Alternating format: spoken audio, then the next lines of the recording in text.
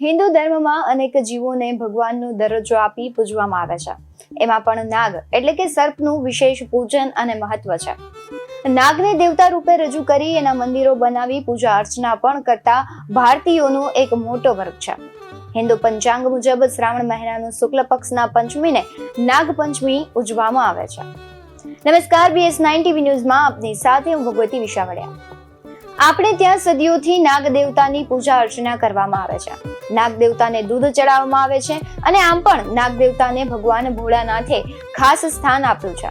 ભોલેનાથના અલંકારના રૂપમાં નાગ દેવતા તેમના શરીર પર વીંટાળેલા રહે છે.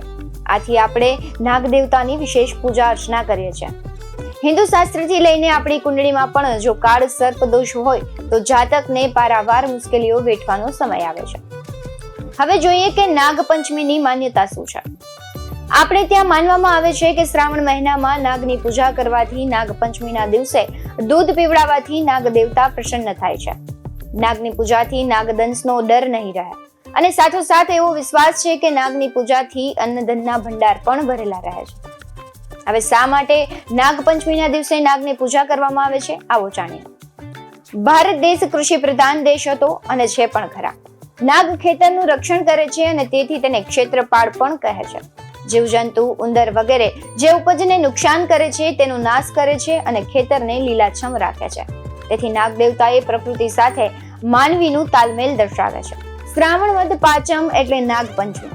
બહેનો ખાસ કરીને આ દિવસે નાગ દેવતાની પૂજા કરે છે અને ઉપવાસ કરીને બાજરીની કુલર કે જે બાજરીનો લોટ, ગોળ, ઘી નાખીને બનાવવામાં આવે છે, જેને પાણીયારા ઉપર નાગ દેવતાનું કંકુથી ચિત્ર દોરી ઘીનો દીવો કરી વંદન કરે છે અને શ્રીફળ પણ વધારે છે. હિન્દુ ધર્મમાં મોટા ભાગની બહેનો આ વ્રત કરતી હોય છે. નાગપંચમી પર આ 8 નાગોની પૂજા કરવાથી કઈ રીતે લાભ મળે છે, આવું જોઈએ. સામાન્ય જીવનમાં પણ નાગ દેવતા સાથે લોકો જોડાયેલા છે. એ જ કારણે નાગ દેવતાની પૂજા આરાધના કરવામાં આવે છે. ભક્તો આ દિવસે નાગ દેવતાને દૂધ અને ધાન ચડાવીને સુખ અને સમૃદ્ધિના આશીર્વાદ માંગે છે. મહાભારતમાં નાગોની ઉત્પત્તિનું વર્ણન જોવા મળે છે, ત્યારે મહાભારત અને આદિ ગ્રંથોમાં નાગ દેવતાની ઉત્પત્તિ વિશેષ જણાવવામાં આવી છે. ખરેખર તો નાગપંચમીના દિવસે 8 નાગોની પૂજા થવી જોઈએ. તો ચાલો જાણીએ આ 8 નાગ કયા છે અને શું છે તેની વિશેષતા. પહેલો છે શેષનાગ.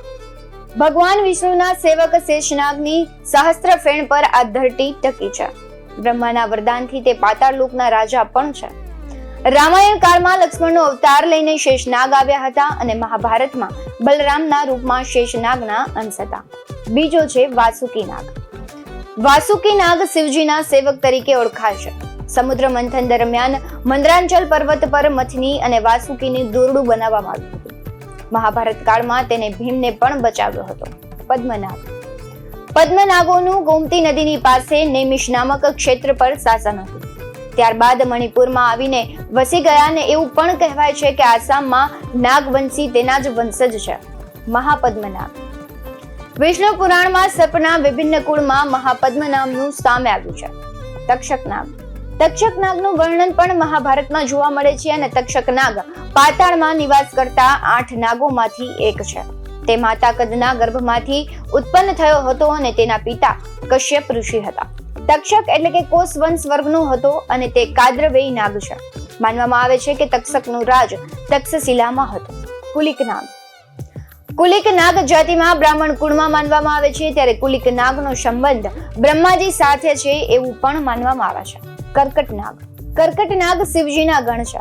પૌરાણિક કથાઓ અનુસાર સાપોની માતા કદ્રએ જ્યારે સર્પયજ્ઞમાં ભસ્મ થવાનો શ્રાપ આપ્યો ત્યારે ભયભીત થઈને કલંબ નાગ બ્રહ્માજીના લોકમાં એટલે કે શંખચૂડ મણિપુર રાજ્યમાં, કાલિયા નાગ યમુનાના ધૃતરાષ્ટ્ર નાગ પ્રયાગમાં, એલાપત્ર બ્રહ્મલોકમાં, અન્ય કુરુક્ષેત્રમાં તપ કરવા માટે ચાલ્યા ગયા હતા.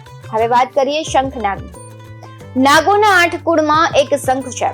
શંખનાગ જાતિઓમાં સૌથી બુદ્ધિમાન છે. આપણે ત્યાં ઘણા બધા તહેવારો અને ધાર્મિક માન્યતાઓને માનવામાં આવે છે, તો તેવી જ રીતે આપણે ત્યાં નાગપંચમી પણ મનાવવામાં આવે છે. નાગપંચમી દર વર્ષે શ્રાવણ મહિનામાં શુક્લ પક્ષની પાંચમની તિથિ પર મનાવવામાં આવે છે. ત્યારે નાગપંચમીના દિવસે નાગ દેવતાની પૂજા કરવામાં આવે છે. તો ધાર્મિક માન્યતા અનુસાર જોવામાં આવે છે કે નાગ દેવતાની પૂજા કરીએ તો કુંડળીમાં રાહુ અને કેતુ સંબંધિત દોષ હોય તો દૂર થાય છે.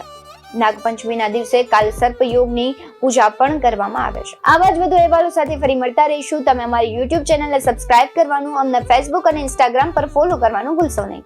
બાકી અવનવી અપડેટ્સ મેળવવા માટે આપ જોતા રહો BS9 TV ન્યૂઝ. નમસ્કાર.